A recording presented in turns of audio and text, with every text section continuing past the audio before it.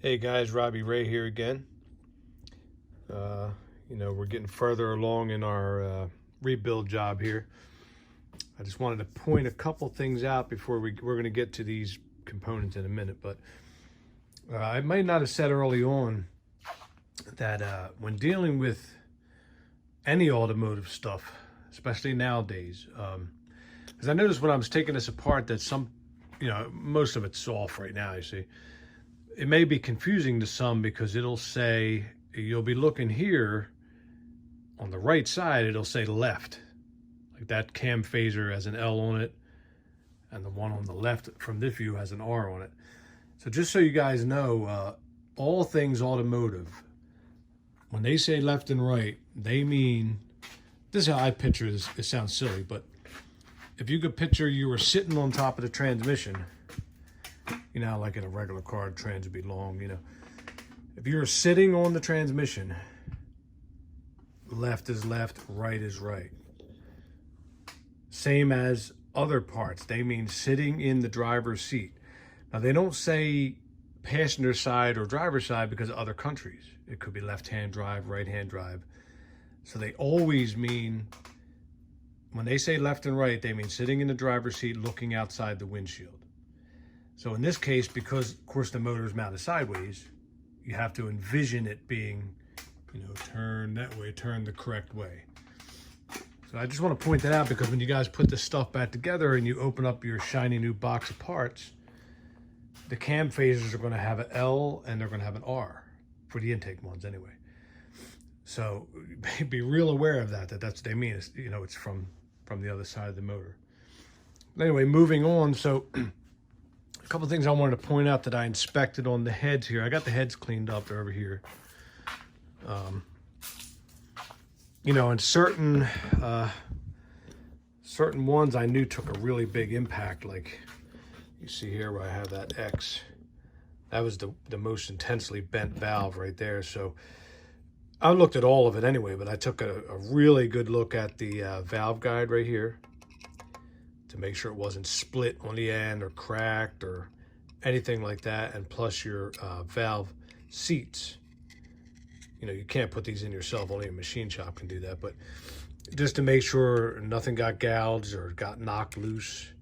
And of course you want to look at all of them really, but especially if you feel as though something took a hard shot or a bad impact. Another thing is, you could probably see by looking at this, I have 3 sons that all eventually became mechanics, and I always taught them, and they do this by the way, that when you crack open an engine, it's on now, right? It's like surgery. I mean, you got to literally see yourself like a doctor of machines. So neatness and organization really counts as much as you can, Like for example, when we were taking this apart, these cams, from what I could see, it would be hard to tell the difference in them, except for the one that has the extra lobe for the high pressure fuel. But just in case, anything you do to help yourself for reassembly, we have them all marked. Over here, we have them all marked what they were. And of course, when I say right, again, that means sitting on the transmission looking at the motor. So just, I like to point that out that, at least for me, I don't have a great memory, but I'll have like, these are all the cam caps. Now they're individually marked, but I still have which bank they're from. Timing cover bolts. You're gonna end up with a lot of hardware here. So the more you can, do it neatly, the more you're going to help yourself in the end. Same as when you're doing your inspection of things, it's good to know where a part came from so that you can, know what you have to take a closer look at. Like, so I'm going to show you guys here. Like, if you remember, the one cylinder was cylinder 2. And by the way, all the intake valves were bent.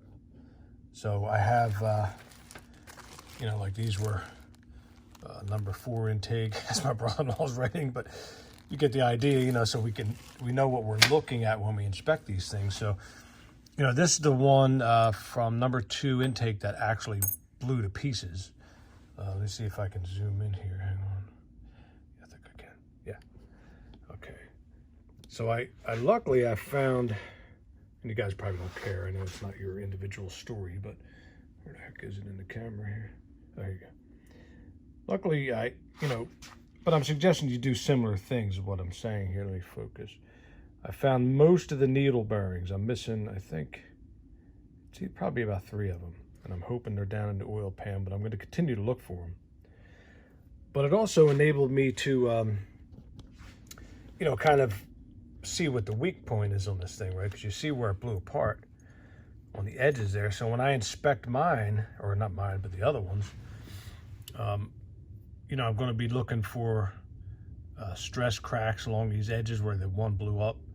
This one even has a little bit of scoring along the roller. You see that?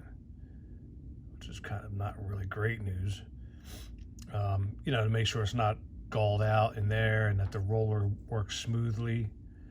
That's another thing, by the way. I clean all this stuff off with, you really don't want to strip it of all of its oil, especially, if this was like stripped with brake clean, any bearing is going to feel rough when it's that dry, so you won't really get a good feel for it.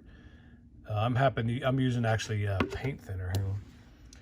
Paint thinner in a little tub like this, or anything oil-based, kerosene, diesel fuel, if you don't mind the smell. But I wouldn't use something that strips all of its oil. But same thing with these. So of course, I'm going to look at all that. I'm going to make sure everything rolls smooth, that there's no stress cracks in all of them. And these little slack adjusters or lifters here, same thing. They have a, let me see if I can have it in the view of the camera. If you take something like a paper clip, you can undo the, there's a little check inside there. Because when you first push on it, it won't go down, by the way. It'll be really stiff, and that's okay. But if you undo the little check inside and you hit the right spot, hang on. Of course, I'm going to fumble with it now that I'm on camera. Give me a second. Unless that's a bad one. Let me try that one. There you go. And you see, once you have the check undone inside, it will move. So that's going to give me the opportunity to feel if the spring feels broken or collapsed or anything.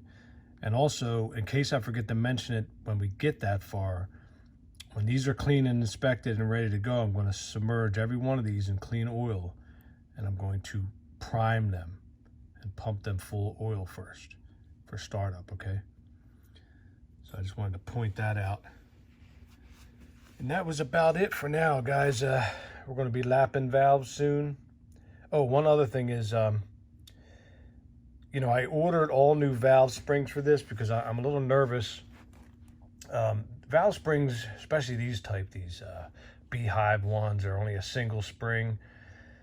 They're kind of tough to really get a good inspection of. They have like an unsprung length, like a free length that I did check them for it to be in spec.